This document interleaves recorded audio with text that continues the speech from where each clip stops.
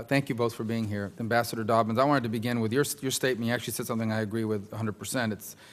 This mission began in 2001 to ensure that Afghanistan could never again be used by those who would plot against the United States or our allies, which was certainly the primary reason why we went in, because 9/11 was coordinated from there.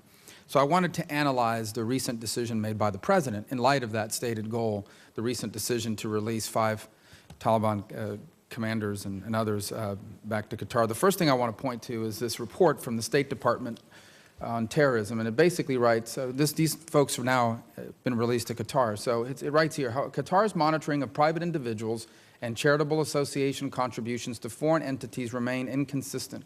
Qatari-based terrorist fundraisers, whether acting as individuals or as representatives of other groups, were a significant terrorist financing risk and may have supported terrorist groups in countries such as Syria.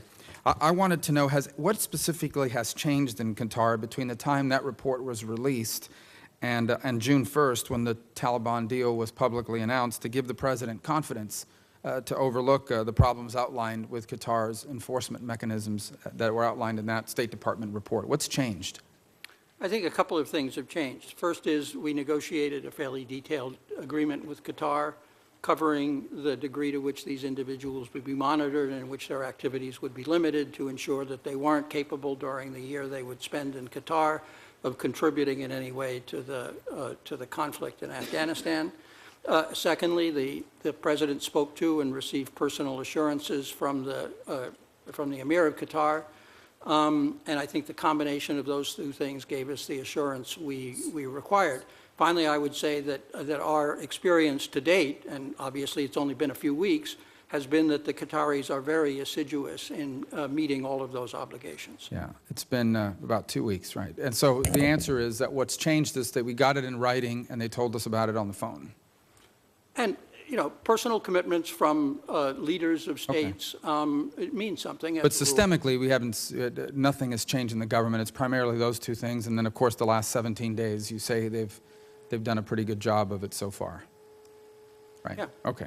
So by the way, these 5 operatives that were released weren't just any 5 operatives. One was the Taliban's Army Chief of Staff and the Deputy Defense Minister. One was the Deputy Director of Intelligence. A third was the military commander who coordinated Taliban operations with al-Qaeda. Another one oversaw an al-Qaeda training camp in Afghanistan. And the last one planned attacks against the international coalition in Afghanistan. Of these 5 individuals that have been released, how many do you think will return to the fight against us? Ultimately, I think it's quite possible that all of them might. But I think return to the fight is something of a euphemism. Well, how many of them will return to be active members of the Taliban? Probably all of them. And I do think these people either were captured or surrendered within a few weeks of our arrival. All but one of them were captured or surrendered in 2001. The one of them that you mentioned was captured a year later. So 4 of them had absolutely nothing to do with the insurgency. No connection with IEDs or suicide bombing or any of those things. They were part of the Taliban government. Well, you would agree that their status, having been former detainees, gives them fundraising value. They'll quite possibly return. They're middle or late middle-aged individuals. They've not going to be on the battlefield in any meaningful way. So again, that's something of a euphemism. It's not as if the Taliban have any lack of individuals like that. So if they're not that special, why'd they want them back? All 5 of these in particular. I think they felt a sense of loyalty to them. I think they did want them back. I don't know that they wanted them back because they fill some deficiency. Well, but they wanted them all back. But why these 5 in particular, if they're of such diminished value? Because these were the 5 most senior ones. Okay. So your opinion is they don't have any special abilities or value that give the Taliban. I wouldn't go that far, but I mean, I think that the marginal utility from the Taliban standpoint is probably marginal. Okay, but let me move on to another issue. Of course, this has been mentioned a moment ago about what's going on with ISIL in Iraq and their gaining of strength and so forth. And this is enlightening in light of the fact that on May 27th, President Obama announced in the Rose Garden that all U.S. forces would depart Afghanistan, leaving behind a normal embassy presence in Kabul with a security assistant component, quote, just as we've done in Iraq. So my question is, do you think if what was occurring in Iraq had occurred a month ago, before the May 27th announcement, do you think the president would have reached the exact same decision that he reached on the or that he announced on the 27th of May with regards to Afghanistan, given what we now see happening or occurring in Iraq? I'm sorry. Had what's happening in Iraq over the last 10 days... Would that have changed the president's decision? Yes. Do you think that his decision regarding the status of forces in Afghanistan would have been different in terms of the numbers, the timing, the way it was phrased, in terms of the timeline, had what's going on in Iraq? the way it was phrased, and to avoid the Iraq comparison. But otherwise, I don't think the substance of the decision would change. And I think you have to also ask yourself, suppose in 2011, the Iraqis had asked us to stay for an additional 2 years, and we'd stayed for an additional 2 years and repaired some of the additional problems in their structure.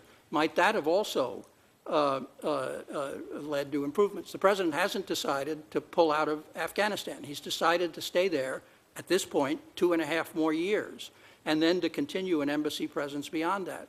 He believes, and we have reason to believe, that the Afghan political and security structures will have developed to that point where a continued financial assistance and a continued security assistance relationship will be adequate to allow them to continue. So if we reach the end of the Taliban. if we reach the end of the 2.5-year period or any time in between, it appears that the ability of the Afghans to prevent a repeat of Iraq is not sufficient. Do you think the president will reconsider this decision or the time frame in which it was announced and I so don't think forth? he's presently disposed to reconsider the decision. So in essence, what's occurring in Iraq is not weighing at all on what the president has announced or decided to do. I don't know that anybody's, I'm not aware of any discussions with the president in the last 2 weeks about Afghanistan. Okay. So I don't know the answer to that question. All right. The last question is the I president don't said, have any reason to think that his view has changed. I okay. don't, there's no, The president has said that prisoner swaps happen at the end of wars. Is the administration planning to release any more Taliban prisoners in the run-up to the 2016 deadline for removal of U.S. troops? I don't know that there's any connection between the two. The administration continues to try to close Guantanamo by finding ways of transferring people who either don't present a threat or who can be sent to locations where that threat can be contained. I would anticipate that will continue with. Well, the reason why respect there's to a connection everybody is there. because he said that at the end of wars, and he says the war in Afghanistan is over or coming to an end, it is normal to release prisoners or swap. When we get to that point in 2016, when in fact there is no military presence outside of our embassy situation, do you know of any conversations occurring about what we would do with the rest of the Taliban prisoners, since the war against the Taliban, according to the president, is now over? I don't know of any conversations which link either the end of this year or the end of 2017 to prisoners in Guantanamo. There is an effect on prisoners being held in Afghanistan, where we will lose our legal basis to hold any prisoners at the end of this year. Now, we don't hold any Afghan prisoners at all at the moment. We hold some non-Afghan prisoners in Afghanistan at the end of the year, and we will not be able to hold them after the end of the year. Thank you. I wanted to briefly address this issue. Two things. Senator Kaine a moment ago pointed out that none of these five, there's any links that any of these five had ever been involved in direct attacks against the United States. But in fact, it's much more complex than that. The 9/11 Commission, for example, found that the hijackings in the United States on September 11th of 2001 were a culmination of a three-step plan that al-Qaeda had. The first part, of course, was the assassination of the Northern Alliance commander Ahmed Shah Massoud. The second was the following day, on September 10th, al-Qaeda and the Taliban took their second step. It was a delayed Taliban offensive against the Northern Alliance, which was apparently coordinated to begin as soon as that first step took place. They wanted to weaken the opponents of the Taliban because they knew there would be retribution for the 9/11 attacks. And the 9/11 Commission found that Fazl, one of the 5 people that had been released, was the one who was one of bin Laden's chief lieutenants in this operation who helped carry this out. By the way, of the 5 that have been released, 2 are wanted for UN war crimes. So I think that this notion that somehow these individuals have never directly plotted against the U.S., you could probably say that about every member of al-Qaeda for the most part. They weren't directly in the room plotting the 9/11 attacks, but they certainly were key facilitators of providing a safe haven for al-Qaeda to carry these things out. And as the 9/11 Commission found out, at least one of them was a key operative in this 3-step plan leading up to 9/11. The second statement that's been made here today is that the war is over and that when wars end, this is normal to exchange prisoners, and in fact, we may have no legal basis to hold them. But I'm curious, earlier today, you said to us, and it happens to be the absolute fact that the Taliban hasn't gotten that memo. For example, as you stated, the Taliban's not holding back. They're still shooting at Americans. They're still planning IEDs. They're still trying to kill Americans. Can I ask, do you anticipate that in 2016, when we're down to only an embassy presence, will the Taliban still pose a mortal threat to Americans in Afghanistan, irrespective of the number of people we have there? Will they still be shooting at Americans? Okay, let me try to answer this in some order. First of all, none of those 5 are wanted for UN war crimes. None.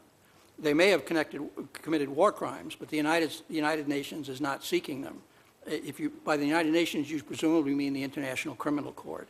I don't believe the International Criminal Court has... Well, they've all been linked by United Nations groups with, for example, the slaughter of Shiites.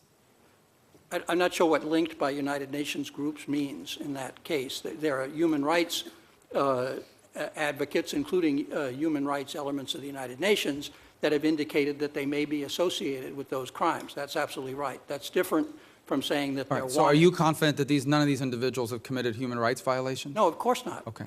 Quite the contrary. You think they have? I think there are credible allegations. I think that's all you can say at this stage. But yes, the allegations seem credible. They're still allegations, but they're credible. But there's no judicial process. They haven't been indicted. Afghanistan isn't seeking them. The ICC isn't seeking them. So it's not as if they're evading some warrant that's out, okay? So they're not wanted. Secondly... They've been named in allegations about before right. UN tribunals. They've been named as... one of them, maybe 2. I mean, your information may be correct. But there have been credible allegations about linkages to large-scale atrocities that probably could be qualified as war crimes. Yes. What about Fazl's involvement in the 3-step plan leading up to 9/11? Now, the 9/11 Commission... Well, let me get to that. I'm coming to that. Okay. Now, this is something you probably really need somebody from the intelligence community. My impression is that we don't believe that anybody in the Taliban, including Mullah Omar, were witting to the 9/11 attack. That they didn't know about it, they weren't told about it. Now, I could be wrong, so that's something the intelligence, that's my impression. That we don't believe that there was a collaboration in planning that specific attack and that they weren't aware that it was going to take place. So the idea that there was a 3-step plan in which the Taliban were witting to all 3 steps, and part of it, I'm not sure that our intelligence analysis would validate that. Well, would you agree that the first 2 steps were coordinated with al-Qaeda? Do you mean the attack? The Northern Alliance offensive leading up to 9/11. Let's assume for a moment, for the sake of argument, that the Taliban wasn't told that on 9/11 there's going to be an attack. They certainly they certainly coordinated with al-Qaeda to carry out both the suicide attack and the offensive on the 10th, right? Well, the Taliban carried out the offensive, so obviously they were witting to it. They were the principal instrument of it. I don't know whether they were witting to the attack on Massoud. It's quite plausible, but I don't know. And then you had a third point. The points about the Taliban and the war. Oh, yeah, are they going to continue to present a threat? Quite likely. Just as there are other countries in the world in which we have large embassies in which we are under threat.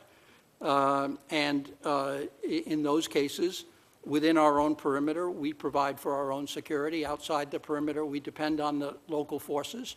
And our current estimate is that by 2017, Afghan forces will be capable of holding the Taliban at bay and continuing to secure the large population centers, including Kabul. But I guess the bigger point that I was trying to Will the Taliban still be targeting us? Yes, probably. I guess my bigger point is, traditionally, when you talk about the end of a war, what you're talking about is both sides stop shooting at each other. All right. My point is, we may stop shooting at them, but they're still going to be trying to kill us.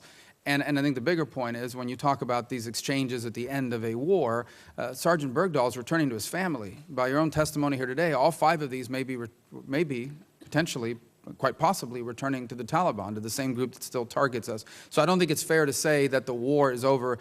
Certainly we may feel that way, or some of our policymakers may feel that way. I don't think the Taliban feels that way. What the President has said is that U.S. combat operations are going to cease in Afghanistan at the end of the year. obviously, there's going to be, continue to be a war in Afghanistan, and we're going to be continuing to support Yeah, wars. again, I only raise that because the statement was made that at the end of wars, it is normal. Fair enough. To Fair be enough. exchanged. And my argument is, I the understand. people you're releasing them to don't believe the war is over. In fact, as long as any American is present there, they will be in danger of accept being that. attacked by them. Thank you.